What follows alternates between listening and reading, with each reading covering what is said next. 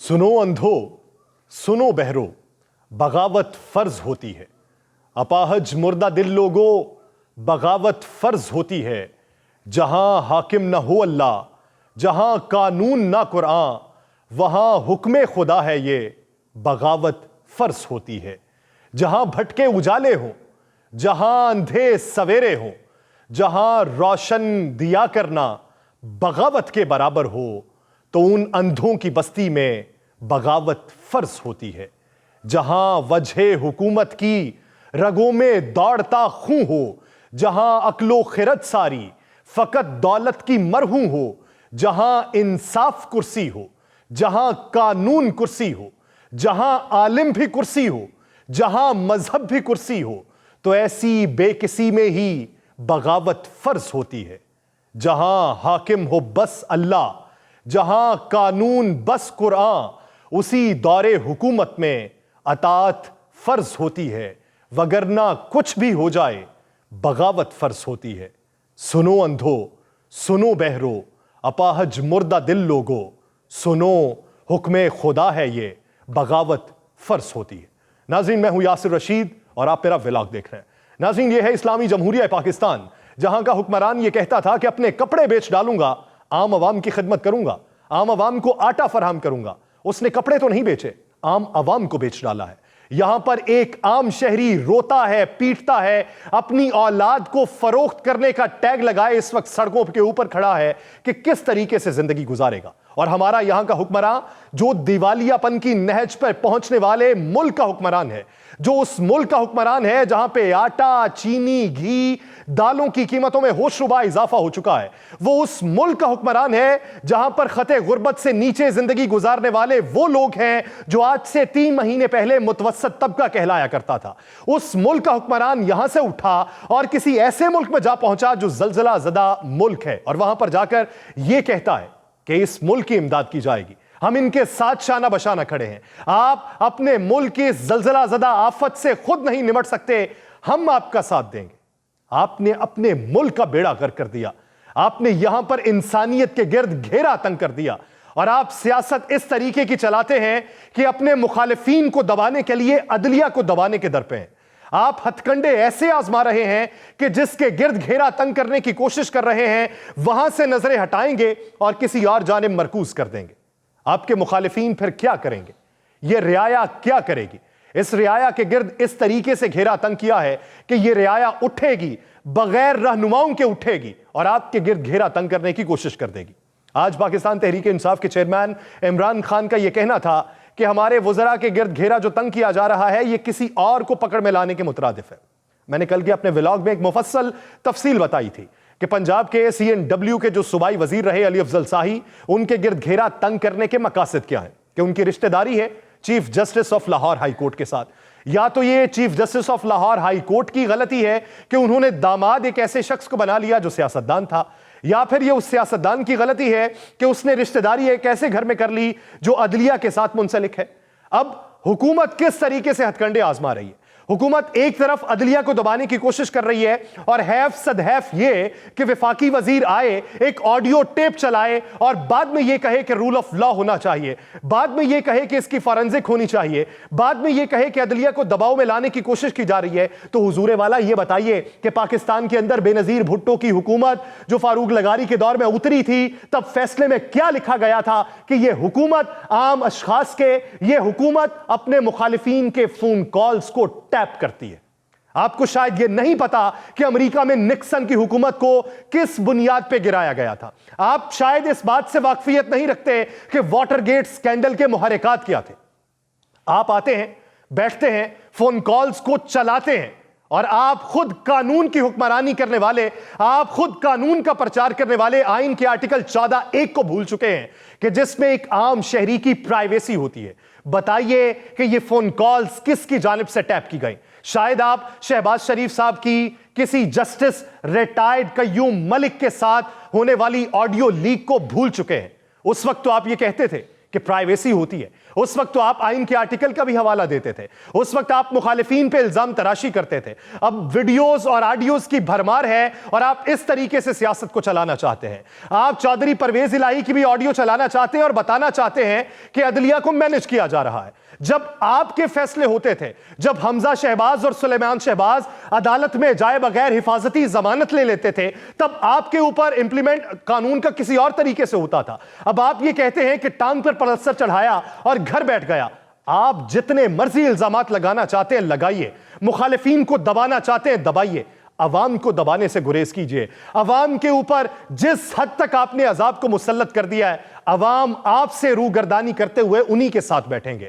آپ نے پاکستان تحریک انصاف کی کمپین چلائی، آپ ہی ضمنی انتخاب سے بھاگنے والے ہیں، آپ ہی 90 دنوں کے انتخاب سے بھاگنے والے ہیں اور ایک نیا نیریٹو بنائیں گے کہ ضمنی انتخاب میں اس لیے نہیں گئے کہ ملک اس وقت انتخابات کا متحمل نہیں ہو سکتا. آپ ہی نیریٹو بنانا چاہتے ہیں کہ ضمنی انتخاب میں اس لیے نہیں گئے کہ ہم یہ بتا سکیں گے کہ ہم نہیں گئے، انہی وجوہات کی بنیاد پہ ٹرن آؤٹ کم آیا. آپ کس طریقے سے لوگوں کو دبا رہے ہیں. یہاں پہ چودھری پرویز الہی کو جب آپ نے ساتھ ملانا تھا، اس وقت بھی چودھری پرویز الہی کا فرنٹ مین محمد خان بھٹی ہوا کرتا تھا. اس وقت چودھری پرویز الہی آپ کو مسیحا دکھائی دیتا تھا. اس وقت چودھری پرویز الہی آپ کو اپنے وزیر اعلیٰ کا امیدوار دکھائی دیتا تھا. اس وقت آپ کو پرانے رشتہ داری اور پرانی قرابتداری بھی یاد آ رہی تھی. اب جب اس نے آپ سے منہ موڑا تو آپ کو محمد خان بھٹی فرا گوگی سے بڑا پنجاب کے اندر غبن کرنے والا شخص دکھائی دینے لگا. میں نے اپنے کل کے ولاگ میں پوری تفصیل بیان کی ہے کہ ایک وزیر ایسا تھا کہ جس نے پنجاب کے اندر 27 ٹھیکوں کے اجرا کے بعد ری ٹینڈرنگ کی اور 4% کم پہ ری ٹینڈرنگ کی، 87 کروڑ روپیہ بچایا، ملکی خزانے میں داخل کیا. اور وہی وزیر تھا جس نے 8 ایکسین کو او ایس ڈی کیا. لیکن یہاں پر ایکسین مافیا بہت بڑا ہے. مجھے ان شخصیات کے نام بھی یاد ہیں جن کا تعلق پاکستان تحریک انصاف سے بھی ہے، جن کا تعلق دیگر جماعتوں سے بھی ہے، جن کا تعلق اداروں سے بھی ہے، جنہوں نے ایک ایکسین کو لگوانے کے لیے اس وزیر کے اوپر دباؤ ڈالا، لیکن اس وزیر نے نہیں لگایا. 5 کروڑ کی آفر کی گئی، پھر بھی نہیں لگایا گیا. لیکن نگران حکومت کے 6 دنوں کے اندر وہ ایکسین اتنا پاورفل تھا کہ وہ آیا اور مسند پہ بیٹھ گیا. بتائیے کہ کیا اس طریقے سے سسٹم کو چلائیں گے؟ کیا ایکسین جو کہتے ہیں کہ یہ میرے باپ کا علاقہ ہے، کیا ان سے آپ ٹھیکوں کی منظوری کروائیں گے؟ کیا اس طریقے سے ترقیاتی منصوبوں کو چلائیں گے؟ کیا کسی ایک ادارے کی جانب سے اسی علی افضل شاہی کے دیے گئے منصوبے جو 22 سے 24% کم پہ تھے ان کی ٹیسٹنگ نہیں کروائی گئی؟ پھر وہ ایز پر سٹینڈرڈ بھی نکلے. پھر یہ کہا گیا کہ محمد خان بھٹی کے گھر میں ایک ایکسین جاتا تھا اور ٹرانسفر پوسٹنگ کے حوالے سے رشوت کے پیسے دیتا تھا. اس نے علی افضل شاہی اور مونس الہی کو وہاں پہ بیٹھے ہوئے دیکھا تو یہ ثابت کرنے کی کوشش کی گئی کہ رشوت کے پیسے محمد خان بھٹی سے ہوتے ہوئے مونس الہی اور علی افضل شاہی تک بھی جاتے رہے. کیا اس طریقے سے عدلیہ کو دبائیں گے؟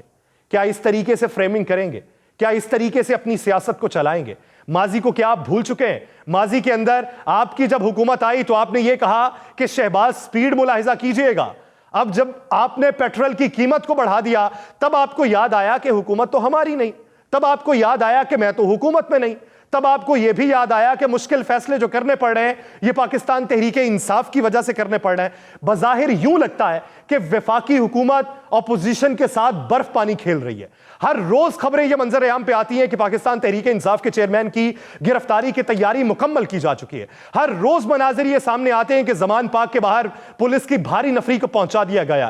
کل رات بھی آپ نے یہ کیا. ایک طرف آپ کفایت شاری کی مہم پہ گامزن ہے، ایک طرف آپ یہ کہتے ہیں پروٹوکول میں کمی واقع ہونی چاہیے، اور دوسری طرف آپ روزانہ کی بنیاد پہ ریہرسل کرتے ہیں، آپ روزانہ کی بنیاد پہ گاڑیوں کا تیل پھونکتے ہیں، آپ روزانہ کی بنیاد پہ کارکنوں کو جمع ہونے کا موقع دیتے ہیں، آپ روزانہ کی بنیاد پہ پاکستان تحریک انصاف کی کمپین کرتے ہیں.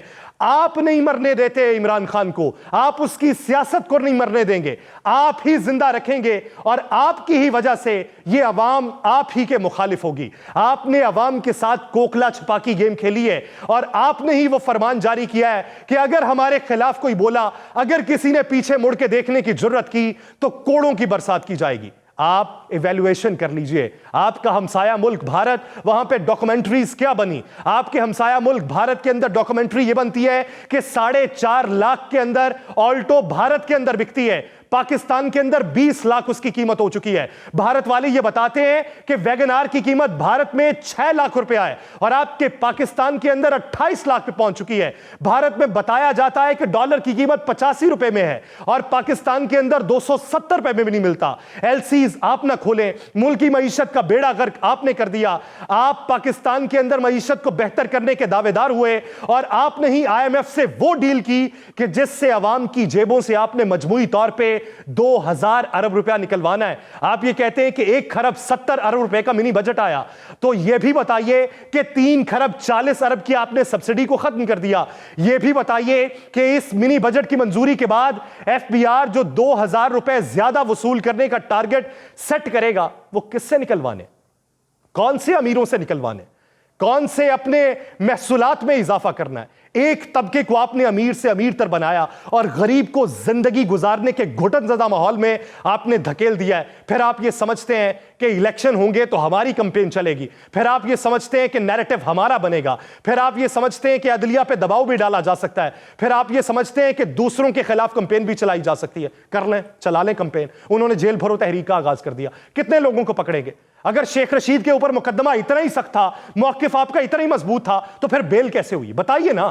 بتائیے کہ ڈاکٹر شہباز گل کیسے چھوٹ گیا, اعظم سواتی کیسے چھوٹ گیا, آپ نے عثمان ڈار کے اوپر مقدمہ کیا, وہ کیسے باہر آئے گا؟ اب آپ نے آ کے اعجاز الحق کے اوپر مقدمہ کر دیا, ایف آئی اے میں طلبی ہو گئی اور آپ یہ کہتے ہیں کہ 1.8 ارب اس کی آمدن سے زائد اثاثہ جات ہے. شیخ رشید کے اوپر بھی مقدمہ کیا, عثمان ڈار پہ بھی کیا, علی افضل سائی پہ بھی کیا, دیگر افراد پہ بھی کر لیں گے. اب ان لوگوں کو توڑنے کی کوشش کی جا رہی ہے جو پی ٹی آئی کے ساتھ کھڑے رہے. آپ یہ بتائیں کہ جن کو پہلے آپ نے توڑا کتنے آپ سے راضی ہیں؟ آپ ایم کیو ایم کو راضی کرنے گئے کہ ضمنی انتخاب سے بائیکاٹ کر لیں, ایم کیو ایم نے منہ پہ تمانچہ مارا ہے آپ کے. آپ یہ کہتے ہیں کہ کوئی عدلیہ کے منہ پہ تمانچہ مار رہا ہے, آپ آڈیو لیک کر کے عدلیہ کے منہ پہ تمانچے مار رہے ہیں. آپ عدالت کی حکمرانی نہیں یہاں پہ ثابت ہونا چاہتے, آپ ہی آئین و قانون کے مخالف ہیں. آئین و قانون کی پاسداری کرنی ہے, ایک شہری کا احترام کرنا شروع کر دیں, اپنے کارکن کا احترام شروع کر دیں. آپ کو پتہ چل جائے گا سلام عقیدت کون پیش کرتا ہے, آپ کو پتہ چل جائے گا دل کے ساتھ آپ کے ساتھ کون ہے. نہیں تو وہ وقت آئے گا جب آپ پہ انڈوں کی بارش ہوگی تو آپ دیکھیں گے کہ یہ کارکن تو کل میرے ساتھ تھا, یہ آج میرے مخالف کیسے ہو گیا. اگر لوگوں کو ساتھ میں لانا ہے تو دلوں سے ساتھ میں لائیے, پیسوں سے ساتھ کسی کو بھی ملایا جا سکتا ہے. امریکہ بہادر کو ساتھ میں لا لیں, آپ ان کی ایما کے اوپر یہاں پہ اقدامات اٹھائیں, ساتھ مل جائیں گے. لیکن دل سے جو واسطہ ہوتا ہے وہ زبان سے نہ ہی دوسرے اقدامات سے ہو سکتا ہے. اس کے لیے بہتری کے امکانات روشن کرنے کی ضرورت ہے. مجھے دیجیے اجازت, اللہ نگہبان.